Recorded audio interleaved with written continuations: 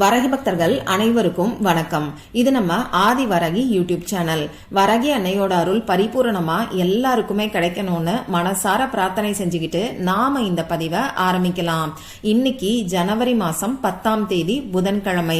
டெய்லியும் அந்தந்த நாள்ல செய்ய வேண்டிய எளிமையான வழிபாடுகளையும் பரிகாரங்களையும் பத்தி தொடர்ந்து நாம பாத்துக்கிட்டு இருக்கோம். அந்த வகையில இன்னைக்கு நாம நினைச்ச காரியம் நிறைவேறதுக்கு, அதுவும் 24 மணி நேரத்துக்குள்ளேயே நம்ம வேண்டுதல் நிறைவேறதுக்கு செய்ய வேண்டிய ஒரு எளிமையான ஈர்ப்பு விதி பயிற்சியை பத்தி தான் இந்த பதிவுல நாம பார்க்க போறோம்.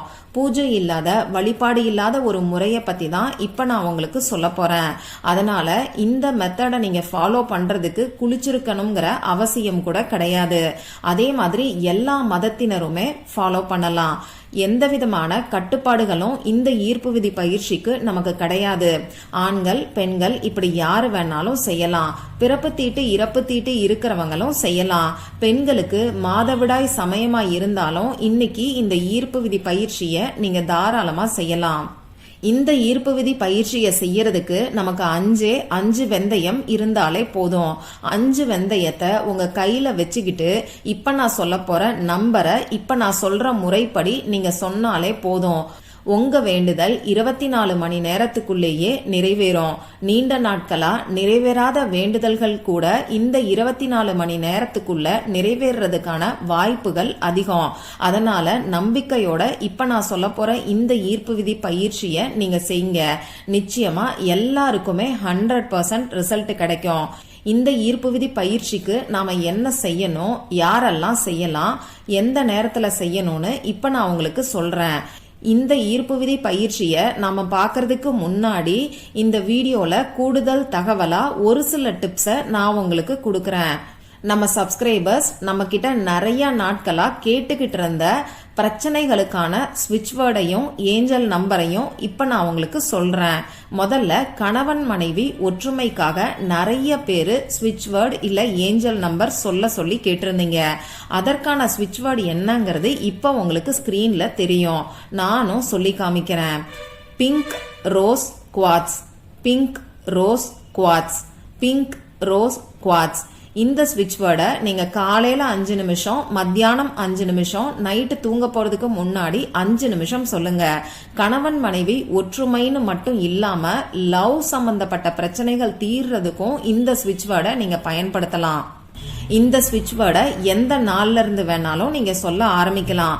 உங்க வீட்ல, ஆபீஸ்ல, நீங்க டிராவல் பண்ணக்கூடிய சமயத்துல கூட இந்த ஸ்விட்ச் வேர்டை உங்க மனசுக்குள்ள நீங்க சொல்லலாம். காலையில எந்திரிச்ச உடனேயே 5 நிமிஷம் சொல்லுங்க. அதே மாதிரி மத்தியான நேரத்துல 5 நிமிஷம் சொல்லுங்க. அடுத்ததா நைட்டு தூங்க போறதுக்கு முன்னாடி 5 நிமிஷம் நீங்க சொல்லிட்டு தூங்குங்க. இந்த மாதிரி தொடர்ந்து 48 நாட்களுக்கு சொல்லி பாருங்க. ஒரு சிலருக்கு இந்த ஸ்விட்ச் வேர்டை சொல்ல ஆரம்பிச்ச 3 நாட்களுக்குள்ளேயே ரிசல்ட் தெரிய ஆரம்பிக்கும். இன்னும் ஒரு சிலருக்கு தாமதமாகலாம். ஆனா கட்டாயமா எல்லாருக்கும் 48 நாட்களுக்குள்ள நிச்சயமா ரிசல்ட் கிடைக்கும். அதனால நம்பிக்கையோட ட்ரை பண்ணி பாருங்க. அடுத்ததா பணம் சம்பந்தப்பட்ட பிரச்சனைகளுக்கான ஒரு ஸ்விட்ச் வேர்டையும் இப்ப நான் உங்களுக்கு சொல்றேன். பணத்துக்காக நிறைய ஏஞ்சல் நம்பரையும் ஸ்விட்ச் வேர்டையும் நான் உங்களுக்கு கொடுத்துக்கிட்டே இருக்கேன். என்ன இருந்தாலும் பணத்தோட தேவை நமக்கு அதிகமா இருக்கறனால எவ்வளவு வந்தாலும் இன்னைக்கு பற்றாக்குறை சூழ்நிலை தான் எல்லாருக்குமே இருக்கு. உங்களுக்கு அவசர தேவைக்கு பணம் வேணும்னா கூட இப்ப நான் சொல்ல போற ஸ்விட்ச் வேர்டை நீங்க சொல்லலாம். அந்த ஸ்விட்ச் வேர்டு என்னங்கிறது உங்களுக்கு இப்போ ஸ்கிரீன்ல தெரியும். நானும் சொல்லி காமிக்கிறேன். Citrine, citrine, citrine. இதுதான் அந்த ஸ்விட்ச் வேர்டு. அவசர தேவைக்கு உங்களுக்கு பணம் வேணும்னா உங்களுக்கு எவ்வளவு பணம் தேவையோ அதை உங்க மனசுக்குள்ள நினைச்சுக்கிட்டு இந்த ஸ்விட்ச் வேர்டை நீங்க சொல்லுங்க. பணவரவு அதிகரிக்கிறதுக்கும் பணம் சம்பந்தப்பட்ட பிரச்சனைகள் தீர்றதுக்கும் உங்க மனசுக்குள்ள பணவரவு அதிகரிச்சுட்டதா நினைச்சுக்கிட்டே இந்த ஸ்விட்ச் வேர்டை நீங்க சொல்லி பாருங்க. ஒரு நாளைக்கு 108 முறை இந்த ஸ்விட்ச் வேர்டை நீங்க சொல்லுங்க. தொடர்ந்து 48 நாட்களுக்கு சொல்லி பாருங்க. இந்த ஸ்விட்ச் வேர்டையும் நீங்க எந்த நாள்ல இருந்து வேணாலும் சொல்றதுக்கு ஆரம்பிக்கலாம். எந்த நேரத்துல வேணாலும் இந்த ஸ்விட்ச் வேர்டை சொல்லலாம். ஆனா நைட்டு நீங்க தூங்க போறதுக்கு முன்னாடி சொல்றது உங்களுக்கு நல்ல ரிசல்ட்டை கொடுக்கும். சரி, இப்ப நாம இந்த பதிவை ஸ்டார்ட் பண்ணலாம். நான் முன்னாடியே சொன்ன மாதிரி இதுக்கு நமக்கு எந்த விதமான கட்டுப்பாடுகளுமே கிடையாது. இன்னைக்கு நீங்க இந்த ஈர்ப்பு விதி பயிற்சியை எந்த நேரத்துல செய்யணும்னு நான் உங்களுக்கு சொல்றேன். இன்னைக்கு நமக்கு கோல்டன் மினிட் பாத்தீங்கன்னா நைட்டு 10 மணி 1 நிமிடங்களுக்கு வருது. இந்த 10 மணி 1 நிமிடங்களுக்கு இப்ப நான் சொல்ல போற நம்பரை நீங்க சொல்லும் போது உங்களுக்கு நிச்சயமா உடனடியா பலன்கள் கிடைக்கும். சரி, இப்போ இந்த 10 மணி 1 நிமிடங்களுக்கு சொல்ல முடியாதவங்க வேற எந்த நேரத்தை பயன்படுத்திக்கலாம்னு பாத்தீங்கன்னா, இன்னைக்கு நைட்டு 8 மணி 5 நிமிடங்களுக்கு மேல நமக்கு அமாவாசை திதி ஆரம்பமாகுது. அது மட்டும் இல்லாம இன்னைக்கு நைட்டு 8 மணியிலிருந்து 9 மணிக்குள்ள நமக்கு புதன் ஹோரை நேரம் இருக்கு. ஒன்னு நீங்க 8 மணியிலிருந்து 9 மணிக்குள்ள இருக்கக்கூடிய புதன் ஹோரை நேரத்தை பயன்படுத்திக்கோங்க. அப்படி இல்லைன்னா இன்னைக்கு நைட்டு 8 மணி 5 நிமிடங்களுக்கு மேல நைட்டு 12 மணிக்குள்ள நீங்க எப்ப வேணாலும் சொல்லலாம். ஆக மொத்தம் இப்ப நான் சொல்ல போற இந்த ஈர்ப்பு விதி பயிற்சிய நைட்டு 8 மணிக்கு மேல செய்யறது தான் நமக்கு நல்ல ரிசல்ட்டை கொடுக்கும். இதுக்கு தேவையான பொருட்கள் என்னன்னு பாத்தீங்கன்னா, நான் முன்னாடியே சொன்ன மாதிரி 5 வெந்தயம் நமக்கு தேவைப்படும். இந்த 5ங்கிற நம்பர் பாத்தீங்கன்னா புதன் கிரகத்துக்கு உரிய நம்பர். இன்னைக்கு நமக்கு புதன்கிழமை. இந்த புதன் பகவானோட ஆற்றலை நாம வசியம் செய்யறதுக்காக தான் 5 வெந்தயத்தை வச்சு இந்த பரிகாரத்தை நாம செய்ய போறோம். அதனாலதான் புதன் ஹோரை நேரத்தை பயன்படுத்திக்கோங்கன்னு சொல்லி நான் உங்களுக்கு சொல்லியிருக்கேன். சரி, இப்போ நீங்க என்ன பண்ணணும்னு பாத்தீங்கன்னா, கை கால் முகத்தை கழுவிட்டு வந்து அமைதியான ஒரு இடத்துல உட்கார்ந்துக்கோங்க. முடிஞ்ச அளவுக்கு உங்க மொபைல் போன் எல்லாம் சைலண்ட்ல போட்டுட்டு அமைதியா இருக்கக்கூடிய இடத்துல நீங்க உட்கார்ந்துக்கோங்க. இப்போ உங்க குலதெய்வத்தையோ இஷ்ட தெய்வத்தையோ நினைச்சு மனசுக்குள்ளேயே நீங்க பிரார்த்தனை செஞ்சுக்கோங்க. இப்படி மனசுக்குள்ள பிரார்த்தனை செய்யறதுக்கு எந்த ஒரு தீட்டு கணக்குமே வராது. அடுத்ததா நல்ல மூச்சை ஆழமா உள்ள இழுத்து வெளியில விடுங்க. இந்த மாதிரி 3 முறை நீங்க செஞ்சீங்கன்னா உங்க மனசு ரிலாக்ஸ் ஆகும். இப்போ உங்க மனசுல ஏதாவது டென்ஷன் இருந்தா கூட அதை கொஞ்சம் தள்ளி வச்சுட்டு இந்த ஈர்ப்பு விதி பயிற்சியை நீங்க செய்யுங்க. இப்போ உங்களுடைய குறிக்கோள் என்னவோ, அதாவது உங்க வேண்டுதலை உங்க மனசுக்குள்ள நிலைநிறுத்திக்கோங்க. நேர்மறையான வார்த்தைகளை மட்டும்தான் நீங்க பயன்படுத்தணும். கடன், கஷ்டம், தடை, அடகு வச்ச நகையை மீட்கணும், நோய், இந்த மாதிரியான வார்த்தைகளை நீங்க பயன்படுத்தக்கூடாது. அதே மாதிரி ஒரே ஒரு வேண்டுதலுக்காக மட்டும்தான் இன்னைக்கு இந்த ஈர்ப்பு விதி பயிற்சியை நீங்க செய்யணும். இந்த ஈர்ப்பு விதி பயிற்சியை எந்தெந்த பிரச்சனைகளுக்கு செய்யலாம்னு பாத்தீங்கன்னா, நம்ம வாழ்க்கையில இருக்கக்கூடிய எல்லா விதமான பிரச்சனைகளுக்குமே நீங்க பயன்படுத்தலாம். உங்களுக்கு என்ன வேண்டுதல் இருந்தாலும் அந்த வேண்டுதல் உடனடியா நிறைவேறதுக்கு இந்த ஈர்ப்பு விதி பயிற்சியை நீங்க தாராளமா செய்யலாம். ஆனா ஒரே ஒரு வேண்டுதல் மட்டும்தான் வைக்கணும். இப்ப நான் சொன்ன மாதிரி நான் சொன்ன குறிப்பிட்ட நேரத்துல அமைதியான இடத்துல நீங்க உட்கார்ந்ததுக்கு அப்புறமா உங்க கையில 5 வெந்தயத்தை வச்சுக்கோங்க.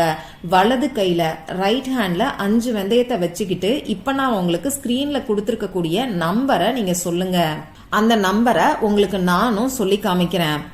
86156113 86156113 86156113.